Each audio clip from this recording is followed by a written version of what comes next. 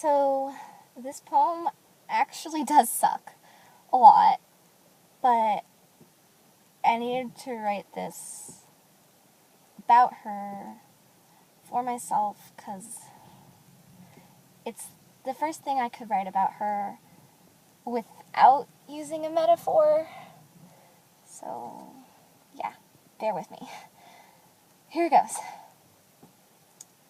The night my abusive ex-girlfriend and I separated, I tell everyone that I left her. Told her if she was ready to grow up, she could call me, closed the door, and walked away.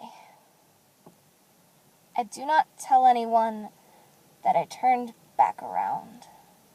Got the length of the children's playground, turned right, then around.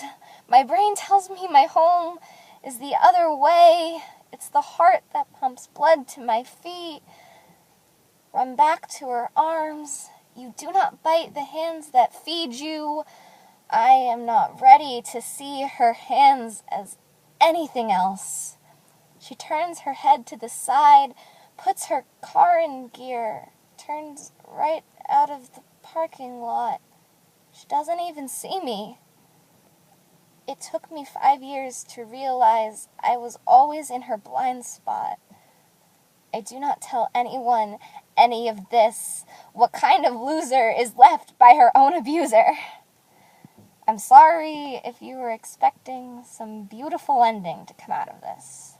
It's just the only words I know how to say anymore are, I'm sorry. Those are the only words she left me with. My existence has become an apology for itself. If I had the chance to talk to her, my first words would be, I'm sorry. My second, you fucking abusive, lying cunt. And then, I'm sorry because you shouldn't call people you love a fucking cunt. And then I'd call my best friend and I'd tell her I'm sorry, I still love her anyways. You see, talking about her makes me want to say I'm sorry. I've put my friends through hell and back, and they still turn around to catch me. They hold me while I cry, and my body shakes through cognitive dissonance. I'm sorry they have to see me, to see my withdrawal as I spew stories of you. My last feeble attempt to purge your poison from this beaten body. No one has ever told me I looked beautiful with a stomach pump down my throat. My friends hold me through these thought tremors of you, but every week it's a little less tighter. Their grips start weakening to the words, you need to move on. Every time I'm not moving on, I feel like I'm letting them down. I love you, and I'm sorry I'm not there yet. Please understand, talking about this is how I remember. Duly, it is also how I forget. Moving backwards does not always equal turning around. Moving through this is sort of like doing the moonwalk. For the record, I am sorry I was never any good at that either. But the thing about sorries is that most people do not understand. A sorry does not mean I'm wrong, and it doesn't mean that they're right.